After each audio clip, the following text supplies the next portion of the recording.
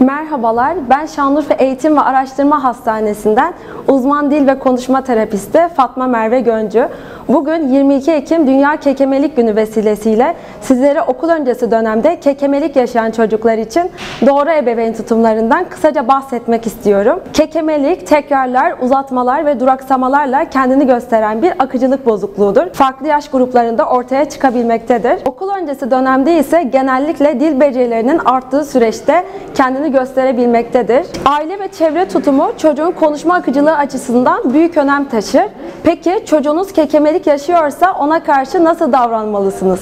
İlk olarak çocuğun konuşmasına müdahale etmeyin, sözünü kesmeyin. Onu dikkatle dinleyin, yarım kalan cümlelerini tamamlamayın. Göz teması kurun ama baskı hissettirmeyin. Konuşmasıyla ilgili eleştiride bulunmayın. Onu diğer çocuklarla kıyaslamayın. Çünkü her çocuk kendi gelişim hızında ilerler. Konuşurken acele ettirmeyin. Sabırla dinleyin. Dinlerken anlayışlı, kabul edici ve sevgi dolu bir ortam sağlayın. Unutmayın ki çocuğun konuşma biçimine değil, ne anlattığına odaklanmanız konuşma sürecine olumlu yönde katkı sağlar. Kekelemekten korkmayın. Biz Şanlıurfa Eğitim ve Araştırma Hastanesi dil ve konuşma terapistleri olarak kekeleyen her bireyin yanındayız. Sağlıklı günler dilerim.